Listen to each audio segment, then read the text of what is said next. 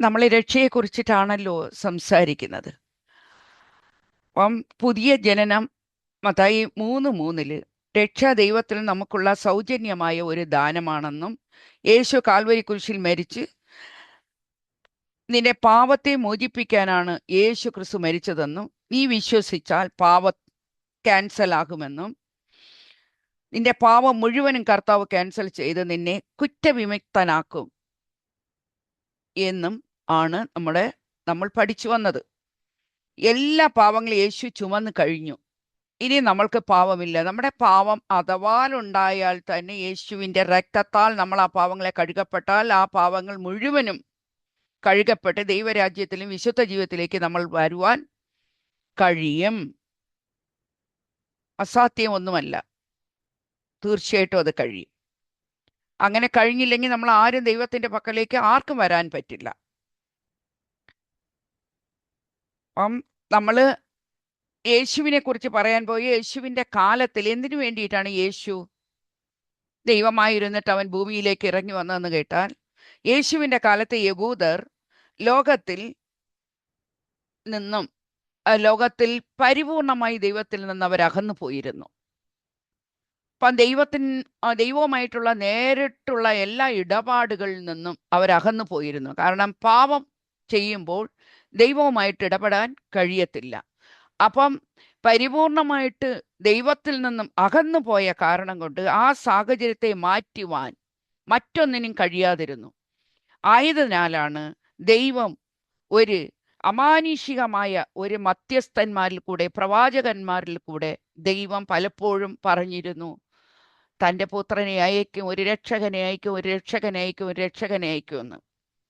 അവൻ മിശിഹയാണു, മനുഷ്യപുത്രനാണ്. അവൻ വരുമ്പോൾ നിങ്ങളെ രക്ഷിക്കും. അങ്ങനെ ജീവസ്രോതസ്സായ ആ ദൈവത്തിൽ നിന്ന് പാപത്തിൽ നിന്ന് അകന്നുപോയ മനുഷ്യ സമൂഹത്തെ വീണ്ടെടുക്കുവാനാണ്, തന്നിലേക്ക് അടുപ്പിക്കുവാനുമാണ് ദൈവം നടത്തിയ നിരന്തര ശ്രമങ്ങളുടെ ഒരു ചരിത്രമാണ് യേശു ക്രിസ്തു. നിരന്തരമായി പ്രവാചകന്മാരിലൂടെ എഴുതപ്പെട്ട കാര്യങ്ങളാണ് യേശു വന്നത് പൂർത്തീകരിച്ചത്.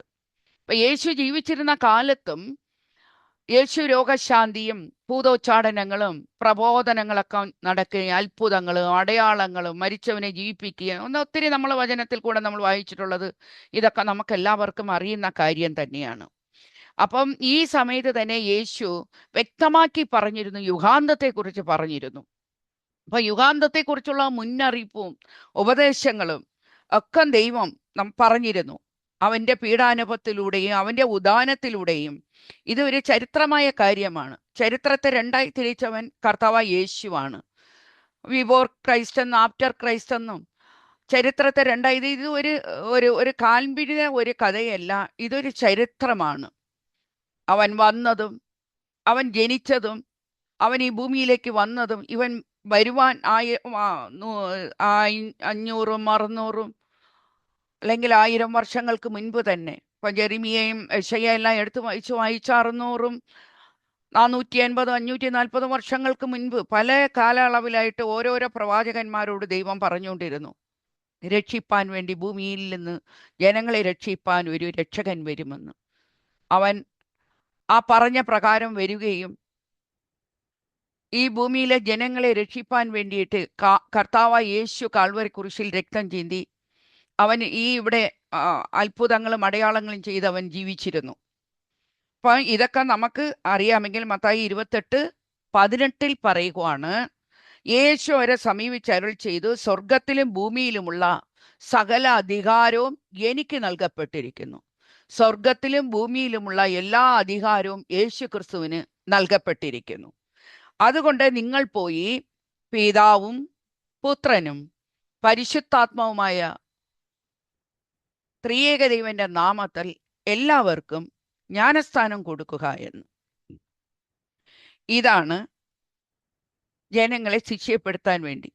ഇതിനു വേണ്ടിയിട്ടാണ് ദൈവദാസന്മാരിൽ കൂടെയും ദൈവദാസിമാരിൽ കൂടെയും ദൈവം നമ്മൾക്ക് ശക്തി പകർന്ന് ദൈവം അയച്ച് ദൈവദാസന്മാർ വഴിയും നിങ്ങൾ കേൾക്കുന്ന വചനങ്ങളും എല്ലാം അതുകൊണ്ട് ഇതിൽ നിങ്ങൾ അശ്രദ്ധയാകാതെ ജാഗരൂകതയോടെ ഇരിക്കുക.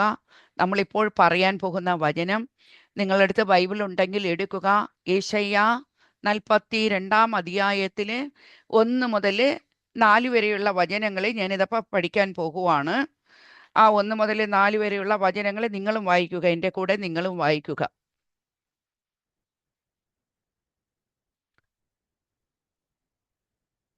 ഇതാ ഞാൻ താങ്ങുന്ന എൻ്റെ ദാസൻ, ഞാൻ തെരഞ്ഞെടുത്ത എൻ്റെ പ്രീതിപാത്രം. ഞാൻ എൻ്റെ ആത്മാവിനെ അവന് നൽകി. അവൻ ജനതകൾക്ക് നീതി പ്രദാനം ചെയ്യും. അവൻ വിലപിക്കുകയോ സ്വരമുയർത്തുകയോ ഇല്ല. തെരുവീതികൾ ആ സ്വരം കേൾക്കുകയുമില്ല. ചതഞ്ഞ ഞാങ്ങണ അവൻ മുറിക്കുകയില്ല. മങ്ങിയ തിരി കെടുത്തുകയുമില്ല. അവൻ വിശ്വസ്തയോട് നീതി പുലർത്തും. ഭൂമിയിൽ നീതി സ്ഥാപിക്കുന്നതുവരെ അവൻ പരാജയപ്പെടുകയോ അധീരനാകുകയോ ഇല്ല. തീരദേശങ്ങളും അവന്റെ നിയമത്തിനായി കാത്തിരിക്കുന്നു. അതാണ് യെശയ്യാ 1 അധ്യായത്തിലെ യെശയ്യാ 42 അധ്യായത്തിൽ 1 മുതൽ 4 വരെയുള്ള വചനങ്ങൾ. ഈ വചനങ്ങളെ നിങ്ങൾ ധ്യാനിക്കുമ്പോൾ ഈ നമ്മളിപ്പം രക്ഷയെക്കുറിച്ചും മാനസാന്തരത്തെക്കുറിച്ചും പറയുവാണല്ലോ. അപ്പം മാനസാന്തരത്തെക്കുറിച്ച് പറഞ്ഞ റോമർ 7 അധ്യായത്തിൽ 16 വചനം എടുത്തു വെച്ച് നിങ്ങൾ ശ്രദ്ധിച്ച് വായിക്കുമ്പോൾ അതിൽ ഒരു 2 കാര്യങ്ങൾ, മുഖ്യമായ ഒരു 2 കാര്യങ്ങളെക്കുറിച്ച് അവിടെ പറയുന്നു. 7:23 എടുത്ത് വെച്ച് വായിക്കുക. അത് 7:23 എടുത്ത് വെച്ച് വായിച്ചാൽ നമ്മളുടെ അവയവങ്ങളിലാട്ടെ എൻ്റെ മനസ്സിൻ്റെ നിയമത്തോട് പോരാടുന്ന വേറൊരു നിയമം ഞാൻ കാണുന്നു. അപ്പം ദൈവത്തിലേക്ക് വരാൻ പറ്റാത്ത പല സാഹചര്യങ്ങളും കാരണങ്ങളും പലർക്കും ഉണ്ട്. അപ്പം ഇത് എന്താണ്? അവയവവും, അതായത് നമ്മുടെ ആത്മാവും നമ്മുടെ ശരീരവും തമ്മിലുള്ള ഒരു യുദ്ധവും ഒരു പോരാട്ടമാണ് അവിടെ നടക്കുന്നത്.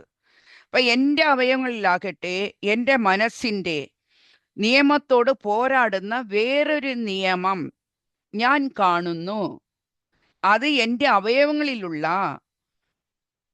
പാപത്തിൻ്റെ നിയമത്തിന് എന്നെ അടിമപ്പെടുത്തുന്നു.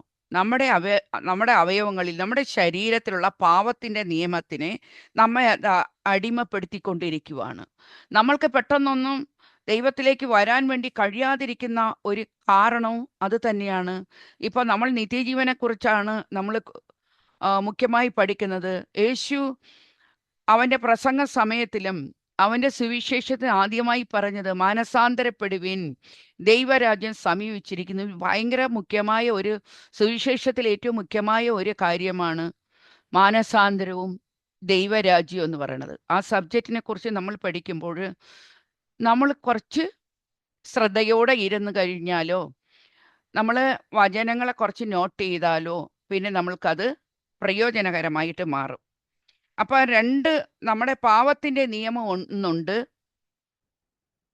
അപ്പം നമ്മുടെ ശരീരത്തിന് 2 നിയമം, മനസ്സിൻ്റെ ഒരു നിയമമുണ്ട്, പാവത്തിൻ്റെ ഒരു നിയമമുണ്ട്. പാവത്തിൻ്റെ നിയമം നമ്മുടെ ശരീരമാണ്. മനസ്സൊന്ന് പറയുന്നു, അത് ചെയ്യണ്ടെന്ന് പറയുന്നു. ഇപ്പം മദ്യപാനിയായ ഒരു മനുഷ്യനെ തന്നെ നമുക്ക് എക്സാമ്പിളായിട്ട് എടുക്കാം. പുള്ളിക്കറിയാം അത് മദ്യം കഴിച്ചു കഴിഞ്ഞാൽ നമ്മൾക്ക് ബുദ്ധിമുട്ടാണെന്ന്. പക്ഷെ അവരുടെ മനസ്സ് പറയുന്നു മദ്യം കഴിക്കണ്ടെന്ന്. പക്ഷെ ശരീരം അതിന് കീഴ്പ്പടിയുന്നില്ല, അവരത് കഴിക്കുന്നു. ഫോർ എക്സാമ്പിൾ അത് ഒരു അടിമത്തത്തിൻ്റെ സ്പിരിറ്റ് മാതിരി. അപ്പം ശരീരമാണ് നമ്മളെ അടിമപ്പെടുത്തി വെച്ചിരിക്കുന്നത്. പാവത്തിലേക്ക് നമ്മൾ നയിച്ചു കൊണ്ടിരിക്കുന്നത് ശരീരമാണ്. അപ്പം ഇത് തമ്മിലുള്ള ഒരു യുദ്ധവും ഒരു പോരാട്ടവുമാണ് നമ്മുടെ ശരീരത്തിൽ എപ്പോഴും നടക്കുന്നത്. അപ്പം നാം മനസ്സുകൊണ്ട് ദൈവത്തെയും പ്രമാണത്തെയും, ജഡം കൊണ്ട് നമ്മുടെ മനസ്സുകൊണ്ട് ദൈവത്തിൻ്റെ പ്രമാണത്തെയും നമ്മുടെ ജഡം കൊണ്ട് പാവത്തിൻ്റെ പ്രമാണത്തെയും നാം സേവിച്ചു കൊണ്ടിരിക്കുകയാണ്. അങ്ങനെ ഇരിക്കുമ്പോൾ നമ്മൾക്ക് ഒന്നും ചെയ്യാൻ നമ്മൾക്ക് അതിൽ താല്പര്യമില്ലെങ്കിലും നമ്മുടെ ശരീരം ആ വഴിയെ നമ്മളെ കൊണ്ടുപോയി നമ്മളെ ഒരു പാവത്തിലേക്ക് കൊണ്ടുപോവുകയാണ്. അപ്പോൾ മനസ്സ് നല്ലത് ചെയ്യാൻ തീരുമാനിച്ചാലും ശരീരം പാവകരമായ ആഗ്രഹങ്ങൾ നമ്മുടെ മനസ്സിനെ അടിമപ്പെടുത്തി വെക്കുന്ന കാരണം കൊണ്ട് ആ 2 സ്വഭാവം തമ്മിലുള്ള ഒരു പോരാട്ടമാണ് നമ്മുടെ ഓരോ വ്യക്തികൾക്കും ഓരോ മനുഷ്യർക്കും ഉള്ളതാണ്. ഈ 2 സ്വഭാവമായിട്ടുള്ള പോരാട്ടം നമ്മൾ പഴയ സമയത്ത് നമ്മൾ രക്ഷിക്കപ്പെടും മുമ്പേ നമ്മൾ പാവത്തിന്റെ അടിമയായിരുന്നു. അപ്പോഴും ഒരു സ്വഭാവം മാത്രമേ ഉള്ളൂ.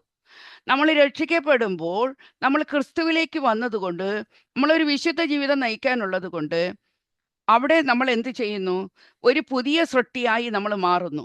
പുതിയ സൃഷ്ടിയായി മാറുമ്പോൾ നമ്മുടെ പഴയ സ്വഭാവം നമ്മളിൽ അടങ്ങിക്കിടക്കുവാണ്.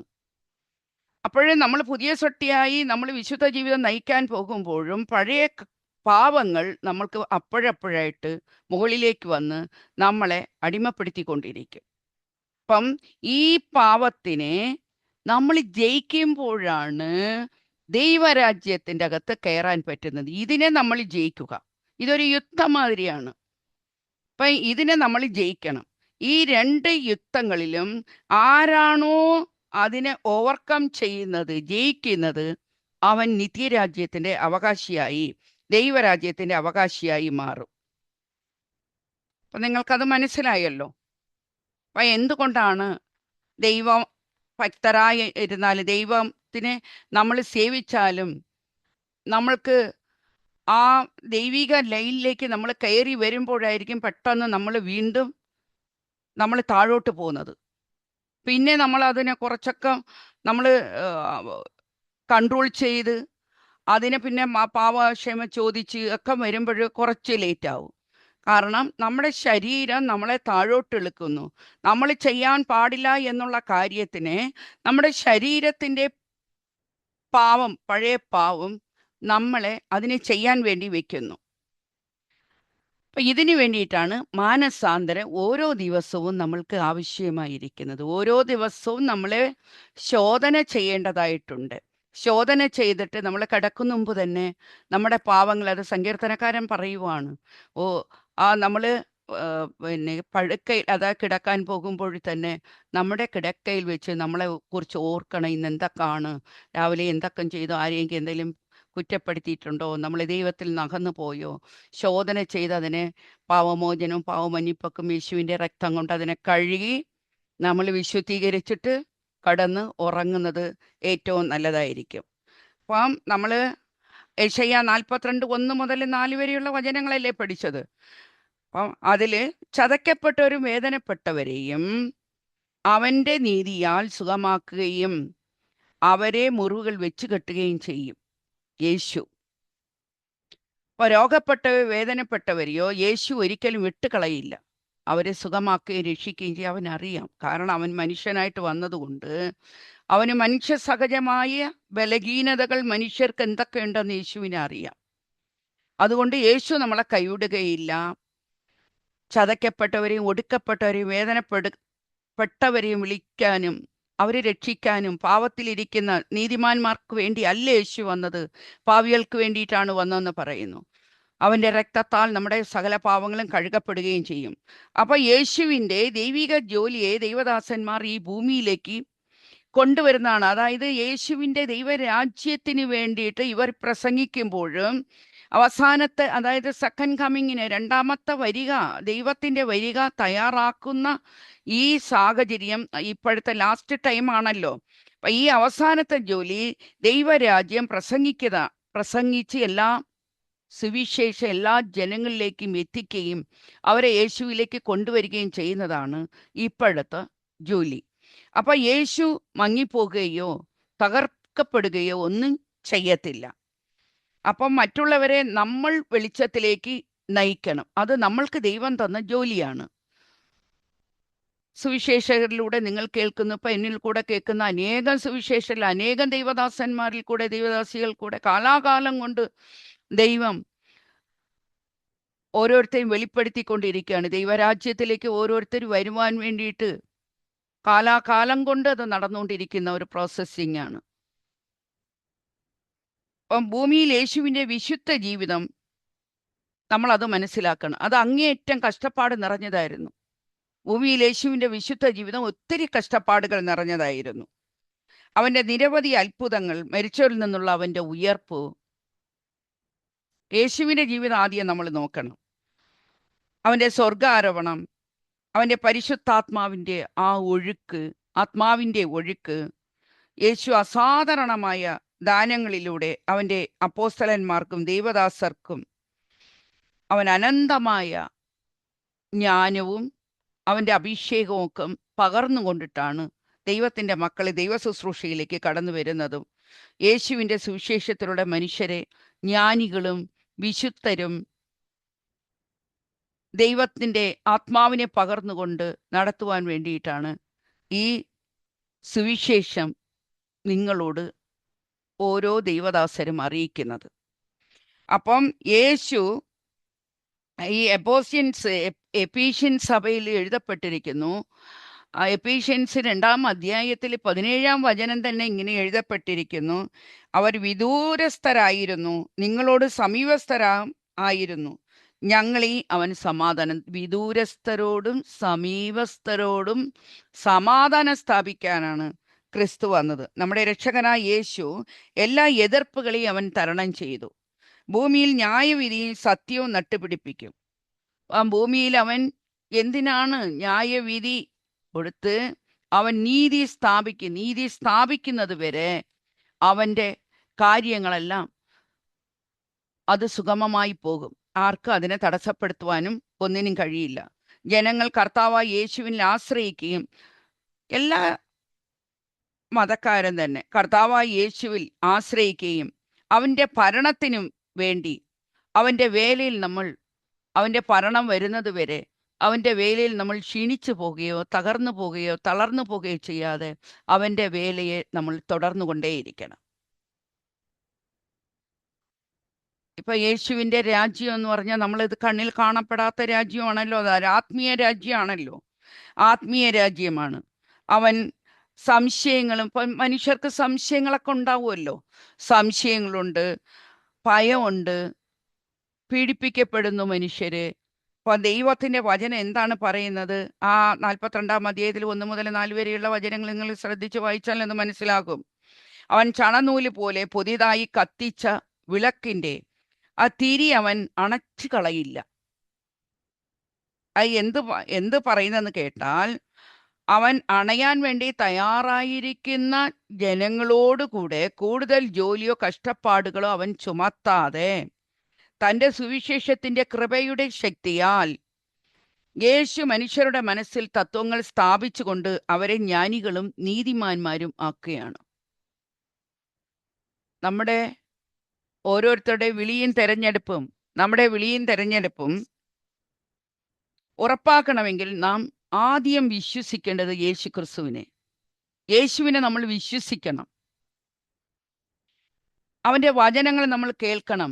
അവൻ്റെ വചനത്തിൽ നമ്മൾ ആകൃഷ്ടരാകുക മാത്രമല്ല, അതിനെ നമ്മൾ ഒബേ ചെയ്യുകയും അനുസരിക്കുകയും അതുപോലെ ആ വചനം വഴി ആണോ നമ്മൾ ജീവിക്കുന്നത്. ഓരോ ദിവസവും നമ്മൾക്ക് പ്രതികൂലങ്ങളും പ്രതിസന്ധികളും ഉണ്ട്. വചനം മൂലമാണോ നമ്മൾ ജീവിക്കുന്നതെന്നും നമ്മൾ ശ്രദ്ധിക്കണം. അങ്ങനെ നമ്മൾ ആത്മാവിൽ അനുസരണയുള്ളവരായി മാറുവാണ്. അതൊരു ആത്മീയ ജീവിതമാണ്. ആത്മാവിൽ നമ്മൾ അവിടെ അനുസരണയുള്ളവരായി മാറുകയാണ്. യെശയ്യാ 53:11 തന്നെ ഇങ്ങനെ പറയുന്നു, നീതിമാനായ എൻ്റെ ദാസൻ തൻ്റെ ജ്ഞാനത്താൽ അനേകരെ നീതിമാന്മാരാക്കിയിരിക്കുന്നു, അനേകരെ ദൈവനീതിമാന്മാരാക്കിയിരിക്കുന്നു. ലൂക്ക 4:43 തന്നെ ദൈവത്തിൻ്റെ രാജ്യത്തിൻ്റെ സുവിശേഷമാണ് അവിടെ ഇരിക്കുന്നത്. ഇപ്പം എല്ലാവരും എന്താണ്? അനുഗ്രഹം വരണം, പണം വരണം, കല്യാണം നടക്കണം, സമ്പത്ത് വരണം, രോഗം മാറണം, ക്ഷീണം എല്ലാം കർത്താവ് ചെയ്യും. ആദ്യം അവിടുത്തെ രാജ്യവും നീതി നീ തേടുന്നുണ്ടോ? എല്ലാവർക്കും അത് മുഖ്യമല്ല. ഈ ലോകത്തിൽ നല്ല സുഭിക്ഷമായിട്ട് ജീവിക്കുക, എന്നിട്ട് എങ്ങോട്ടാണെന്ന് ആർക്കും ഒരു ചിന്ത ഇവിടെ വരുന്നില്ല. എല്ലാവർക്കും അനുഗ്രഹം, ബ്ലെസ്സിങ്. ഇതെല്ലാം ദൈവരാജ്യത്തിൽ എത്ര നിനക്ക് അനുഗ്രഹമുണ്ടോ, എത്ര കോടി സമ്പത്തുണ്ടെന്നോ, എത്ര ഏക്കർ സ്ഥലം ഉണ്ടെന്നോ, എത്ര കല്യാണം കഴിച്ചെന്നോ, എത്ര കുട്ടികളുണ്ടെന്നോ അതൊന്നും ചോദിക്കത്തില്ല. ദൈവത്തിൻ്റെ ഇഷ്ടം നീ നിറവേറ്റിയോ? നിന്റെ ദൈവമായ കർത്താവിനെ മുഴു ഹൃദയത്തോടും മുഴു ആത്മാവിനോടും മുഴു ബലത്തോട് നീ അവനെ ആരാധിച്ചോ, അവനെ സ്നേഹിച്ചോ, അവനെ നീ അംഗീകരിച്ചോ, നിന്നെപ്പോലെ മറ്റുള്ളവരെ നീ സ്നേഹിച്ചോ? എന്ന് മാത്രമാണ് അവിടെ ക്വസ്റ്റ്യൻ. അല്ലാതെ നിനക്ക് എത്ര സമ്പത്തുണ്ടോ, എന്തൊക്കെ ഉണ്ടോ, ഇതൊക്കെ മുഖ്യമല്ല. ഇതൊക്കെ ദൈവത്തിന്റെ രാജ്യത്തിൽ നമ്മൾ തേടുമ്പോൾ മറ്റുള്ളവയെല്ലാം കൂട്ടിച്ചേർത്ത് തരുന്നതിൽ ഇൻക്ലൂഡിങ് ആവുന്ന കാര്യങ്ങളാണ്. അതുകൊണ്ട് പ്രിയ സഹോദരങ്ങളെ, നമ്മുടെ ആത്മാവ് വില ഉയർന്നതാണ്. നമ്മുടെ ആത്മാവാണ് ഏറ്റവും വില ഉയർന്നത്. നമ്മുടെ സൽപ്രവർത്തികളാണ്, നമ്മുടെ താഴ്മയാണ്. ഇതാണ് നമ്മൾ മുഖ്യസ്ഥാനം കൊടുക്കുന്നത്. അഴിഞ്ഞു പോകുന്ന പൊരുളിന് വേണ്ടി അഴിഞ്ഞു പോകുന്ന, ഇപ്പൊ ഈ ഭൂമിയിലെ സകലതും നശിച്ചു പോകുന്നതാണ്. ദൈവവചനം പറയുന്നു, ഭൂമി അതിലെ സമസ്തം, ആകാശവും ഭൂമി സകലവും നശിച്ചു പോകുന്നതാണ്. പക്ഷെ എൻ്റെ വചനം ഒരിക്കലും നശിച്ചു പോകത്തില്ല, എൻ്റെ വചനം മാറാത്തതാണ് എന്ന് ദൈവവചനം തന്നെ പറയുന്നുണ്ട്. അപ്പൊ ദൈവിക രാജ്യം എന്ന് പറയുന്നു. ദൈവിക രാജ്യം എവിടെ ഇരിക്കുന്നു? നമ്മൾ പോയ ക്ലാസ്സിൽ പറഞ്ഞായിരുന്നു, ദൈവിക രാജ്യം നമ്മുടെ ഉള്ളിൽ തന്നെ ഇരിക്കുന്നു. അതൊരു ആത്മീയ കാര്യമാണ്. നാം ദൈവത്തിന്റെ ആലയമാണെന്ന് വിശ്വസിക്കുന്നുണ്ടല്ലോ. നാം ദൈവത്തിന്റെ ആലയമാണ്, ദൈവത്തിന്റെ ആത്മാവ് നമ്മുടെ ഉള്ളിൽ ജീവിക്കുന്നു എന്ന് വിശുദ്ധ പൗലോസ് അവിടെ പറയുകയാണ്. അപ്പൊ ദൈവരാജ്യം അവിടെയാണ് ഇവിടെയാണ് എന്നൊന്നുമല്ല, അവിടെയും ഇവിടെയും ഒന്നുമല്ല. ദൈവരാജ്യം നമ്മളിൽ തന്നെ ഇരിക്കുന്നു.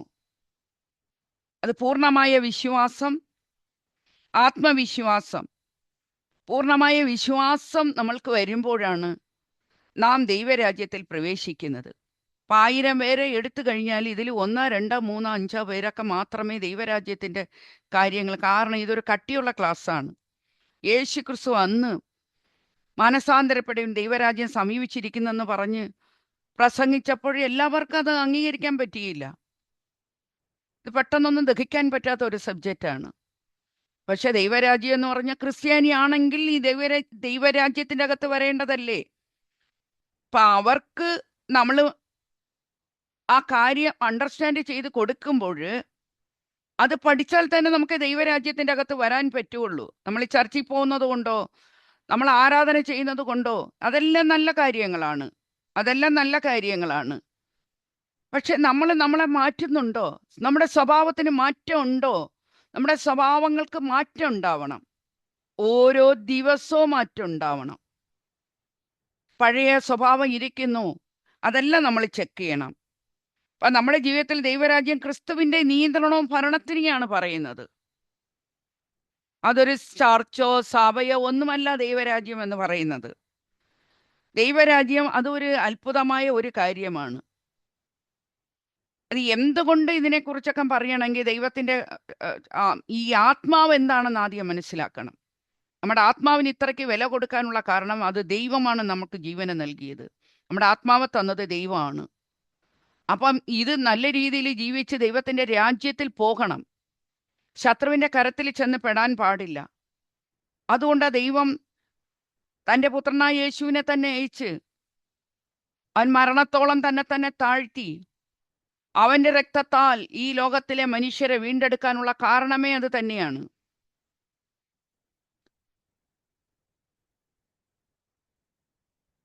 ഈ അമാനുഷിക രാജ്യത്തെക്കുറിച്ചാണ് ദൈവരാജ്യം എന്ന് പറയുന്നത്. ഈ ദൈവരാജ്യത്തിലേക്ക് നമ്മൾ കടക്കാൻ വേണ്ടിയിട്ടാണ് നമ്മൾ ഒത്തിരി കഷ്ടപ്പെടേണ്ടത്. ഈ ലോകത്തിന്റെ കാര്യങ്ങളെല്ലാം കർത്താവ് നോക്കിക്കോളും. നിങ്ങൾക്ക് എന്ത് കുറവുണ്ടോ കർത്താവ് നോക്കും. കുടുംബത്തിൽ പോരാട്ടമുണ്ട്, അതെല്ലാം യേശു മാറ്റും. നിങ്ങൾ കറക്റ്റായിട്ട് ആദ്യം നിങ്ങൾ ദൈവവചനത്തിൽ യേശുവിൽ വിശ്വസിക്കുക, അവനെ സ്നേഹിക്കുക. സ്നേഹിക്കുന്നവർക്ക് മാത്രം അവനെ ഭയപ്പെടുക. ദൈവഭയം നമ്മൾക്ക് ഉണ്ടാവണം. അവനെ അങ്ങനെ ഇരിക്കുമ്പോൾ നിങ്ങൾക്ക് വേണ്ടുന്നതെല്ലാം ക്രിസ്തു യേശു നിങ്ങൾക്ക് തരും. ഈ ദൈവരാജ്യത്തിന്റെ രാജാവായ യേശുവിനെ നമ്മൾ ആരാധിക്കുകയും സ്തുതിക്കുകയും അങ്ങനെ ഈ രാജാവ് നമ്മുടെ ഹൃദയത്തിൽ അവൻ സമാധാനപരമായിട്ട് വരുമ്പോഴാണ് നമ്മൾക്ക് പ്രതികൂലങ്ങളും പ്രതിസന്ധികളൊക്കെ ഉണ്ടാകുമ്പോഴും നമ്മൾ അതിനെയൊക്കെ പിടിച്ചു നിൽക്കുന്നത്. ഇല്ലെങ്കിൽ നമ്മൾ വെപ്രാളപ്പെട്ട് എന്ത് ചെയ്യണം ഏത് ചെയ്യണം ബഹളം ഉണ്ടാക്കുന്നതൊക്കെ യേശു എന്ന ആ രാജാവും നമ്മുടെ ഹൃദയത്തിൽ വരാത്തതിനാണ് അതിനെല്ലാത്തിനും കാരണം. വിശ്വാസക്കുറവാണ്. നമ്മുടെ ആത്മാവിൽ ദൈവത്തിന്റെ ആത്മാവ് വന്നു വസിക്കും. യേശു നമ്മുടെ ഹൃദയത്തിൽ വന്നാൽ അവിടെ ഒരു സമാധാനം ഉണ്ടാവും, സന്തോഷം ഉണ്ടാവും. അപ്പോൾ ദൈവത്തിന്റെ ആത്മാവ് നമ്മുടെ ഉള്ളിൽ അവൻ പകരും. ആ ദൈവത്തിന്റെ ആത്മാവ് നമ്മുടെ കൂടെയിരിക്കും. ആ ആത്മാവ് പകരപ്പെടുമ്പോഴാണ് നമ്മൾക്ക് വലിയ കാര്യങ്ങളും എല്ലാ കാര്യങ്ങളും ഫേസ് ചെയ്യാൻ, ഓവർകം ചെയ്യേണ്ട ശക്തിയും കൃപയും ദൈവം നമ്മൾക്ക് തരുന്നത്. ഇത് അവനവന്റെ വിശ്വാസത്തിന്റെ അളവിലാണ് ദൈവം ആത്മാവിനെ പകരുന്നത്. അതുകൊണ്ട് ആത്മാവിനെ പകരുന്ന ടൈമിൽ ദൈവരാജ്യത്തിനകത്തിരിക്കുന്ന വ്യക്തി മറ്റുള്ളവർ രോഗിയായിട്ടിരിക്കുമ്പോഴും പ്രതികൂലത്തിലിരിക്കുമ്പോഴും അവർക്ക് വേണ്ടി പ്രാർത്ഥിക്കുകയും അവർക്ക് വേണ്ടി നല്ല കാര്യം ചെയ്യുകയും ഒരു വ്യക്തിയെ മാനിക്കുകയും സ്നേഹത്തോട് ഇടപഴകുകയും എല്ലാം ചെയ്യും.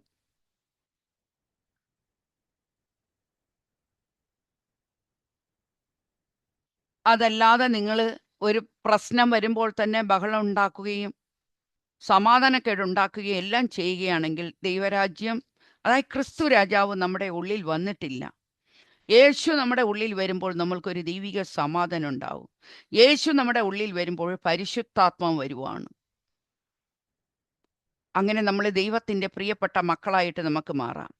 ദൈവത്തിന് നമ്മൾ നന്ദിയുള്ളവരായി മാറാം. ദൈവത്തിനെ നമ്മൾ ആരാധിക്കാം.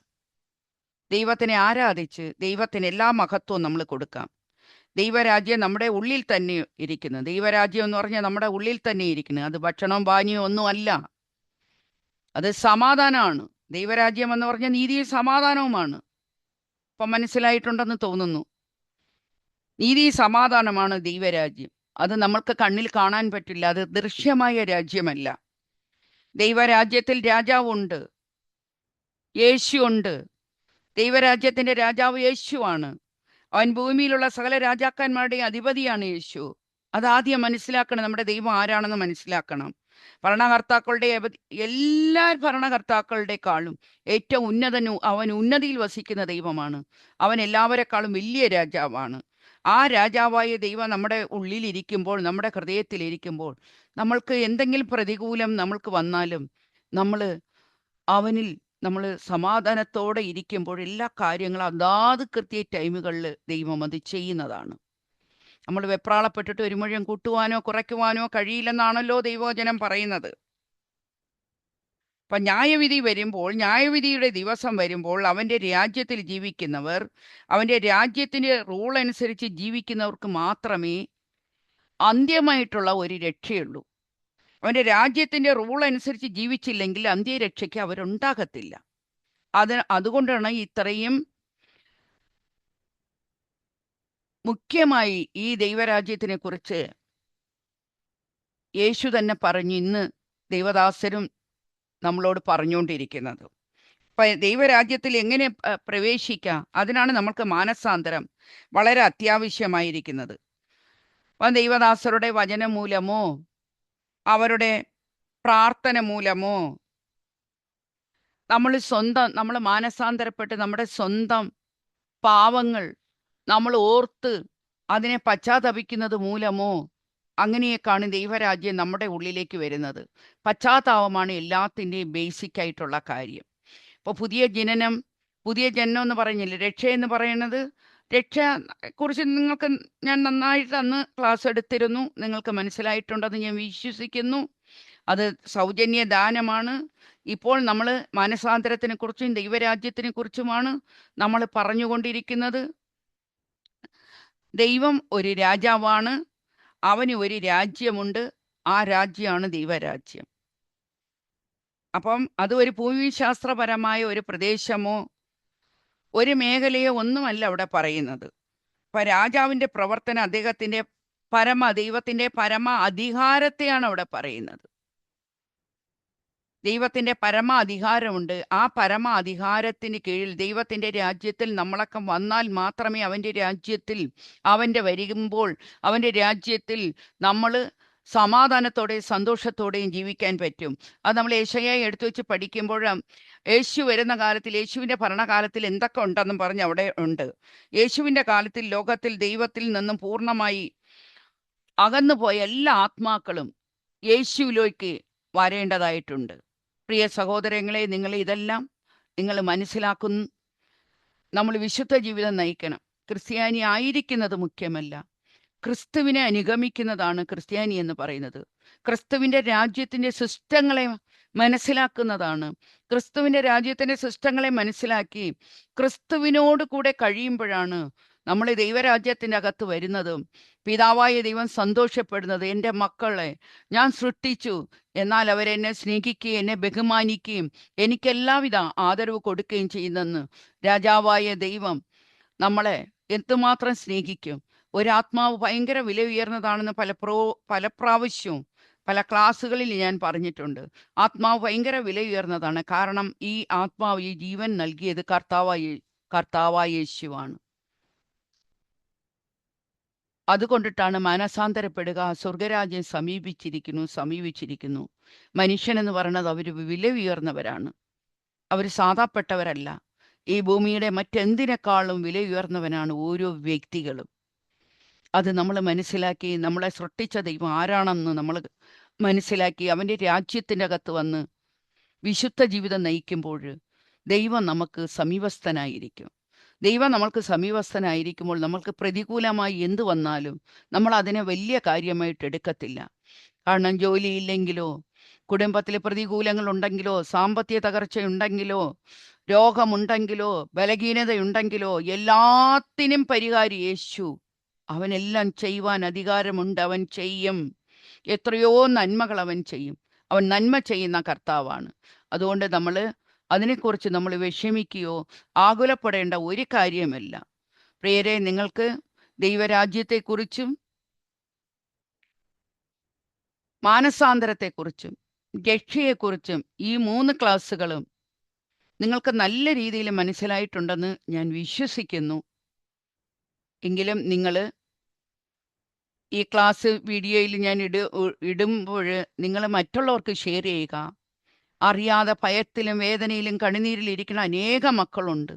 യേശുവിലേക്ക് എങ്ങനെ വരേണ്ടെന്ന് അറിയാത്ത മക്കളുണ്ട്. അവരോട് ഷെയർ ചെയ്യുക. നിങ്ങൾക്ക് ഈ വീഡിയോ വീഡിയോ ആയിട്ട് വരുമ്പോൾ അതിനെ സബ്സ്ക്രൈബ് ചെയ്യുക. ഞാനിടുന്ന അനേകം ക്ലാസ്സുകൾ ഉണ്ടാകും.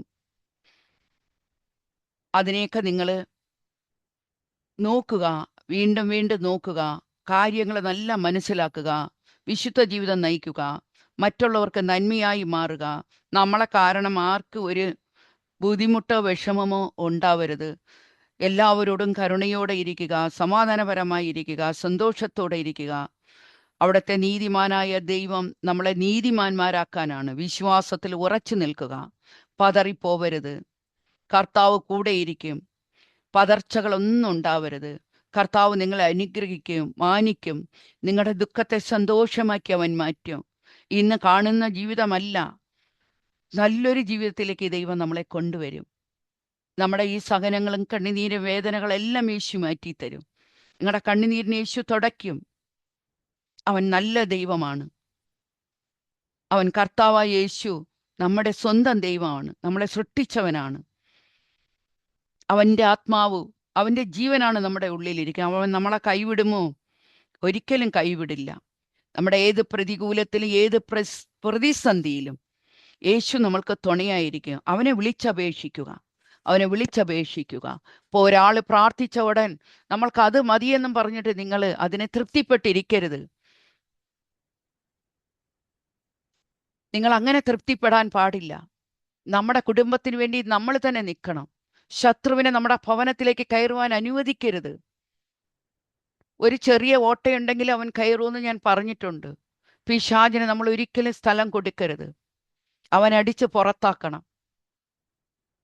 ഇല്ലെങ്കിൽ അവൻ നമ്മുടെ എല്ലാ നന്മകളെയും അവൻ നശിപ്പിച്ചു കളയും. വിശ്വാസത്തെ ബലപ്പെടുത്തുക, ചിന്തയെ പരിശുദ്ധമാക്കുക. നമ്മുടെ ചിന്തയിലാണ് പ്രവർത്തനങ്ങൾ നടത്തുക. പൈശാചിക പ്രവർത്തനങ്ങൾ എവിടെയാണ് നടക്കുന്നത്? നമ്മുടെ ചിന്തകളിലാണ്. ചിന്തയെ നിങ്ങൾ വിശുദ്ധീകരിച്ച് മാറ്റുക. എപ്പോഴും അവനപ്പോൾ നമ്മളെ സങ്കീർത്തനം 1-ാം അധ്യായത്തിൽ 1 മുതൽ 3 വരെയുള്ള വചനം പറയുന്നില്ലേ? ദുഷ്ടന്മാരുടെ ഉപദേശം കേൾക്കുകയോ പാവികളുടെ വഴിയിൽ നടക്കുകയോ പരിഹാസക്കാരുടെ പീഠത്തിൽ ഇരിക്കുകയോ ചെയ്യാത്തവൻ ഭാഗ്യവാൻ. രാവും പകലും ദൈവത്തിൻ്റെ വചനത്തെ ധ്യാനം ചെയ്യുമ്പോൾ അവൻ നദിയോരത്ത് നട്ട ഒരു മരമായി മാറും. നദിയോരത്ത് നട്ട മരത്തിന് എന്താണ് പ്രത്യേകത? എപ്പോഴത് ഫലപുഷ്ടമായിരിക്കും, എപ്പോഴത് പച്ചയായ ഇലകളിരിക്കും, എപ്പോഴത് കനി കൊടുക്കുന്ന മരമായിരിക്കും, പുഷ്ടിയുള്ളതായിരിക്കും. അപ്പൊ സാത്താൻ നമ്മുടെ ഉള്ളിൽ വന്ന് അവൻ കള വിതയ്ക്കരുത്. എപ്പോഴും അവൻ കള വിതയ്ക്കുന്നവനാണ്. അവനെ ഒരിക്കലും നമ്മൾ അനുവദിക്കരുത്. നമ്മുടെ ജീവിതത്തിൽ നിന്ന് അവനെ ആട്ടി പുറത്താക്കണം. പുറത്താക്കിയിട്ട് ദൈവത്തിൻ്റെ നാമവും ദൈവത്തിൻ്റെ രാജ്യത്തെയും കുറിച്ച് നിങ്ങൾ ധ്യാനിക്കുകയും പ്രാർത്ഥിക്കുകയും നിങ്ങളുടെ ആവശ്യങ്ങളെ മുട്ടിന്മേൽ നിന്ന് അവൻ്റെ സന്നിധിയിൽ നിന്ന് പ്രാർത്ഥിച്ചാൽ തീർച്ചയായിട്ടും അവൻ നിങ്ങളുടെ പ്രാർത്ഥനകൾക്കെല്ലാം ഉത്തരം തരും. അവൻ നല്ല ഇടയനാണ്. അവൻ കരുണാമയനായ ദൈവമാണ്. അവൻ്റെ സന്നിധിയിലേക്ക് കടന്നു വരിക. നിങ്ങൾ അവനെ വിട്ട് മാറിപ്പോരുത്. ഈ അന്ത്യകാലത്തിൽ നമ്മൾക്ക് വരുവാൻ പോകുന്ന എല്ലാ ആപത്തിൽ നിന്നും നമ്മളെ കാക്കുവാൻ അവന് കഴിയും. നിങ്ങളുടെ സ്വയം രക്ഷയ്ക്ക് വേണ്ടിയെങ്കിലും നിങ്ങൾ വചനം വായിക്കുക, ബൈബിൾ വായിക്കുക. നമ്മുടെ ടൈം ഇന്ന് ഇവിടെ പൂർത്തിയാകുന്നു. ഇന്ന് ഈ ക്ലാസ് ഇവിടെ പൂർത്തിയാകുന്നു. അടുത്ത ക്ലാസ്സിൽ ഞാൻ പുതിയൊരു സബ്ജക്റ്റുമായി വരാം. അതും ആത്മാവിനെ കുറിച്ചായിരിക്കും. എൻ്റെ അടുത്ത് കർത്താവ് പറഞ്ഞ കാര്യമാണ്. ഞാനൊരു നിമിഷം നിങ്ങൾക്ക് പ്രാർത്ഥിച്ചിട്ട് നമ്മൾക്ക്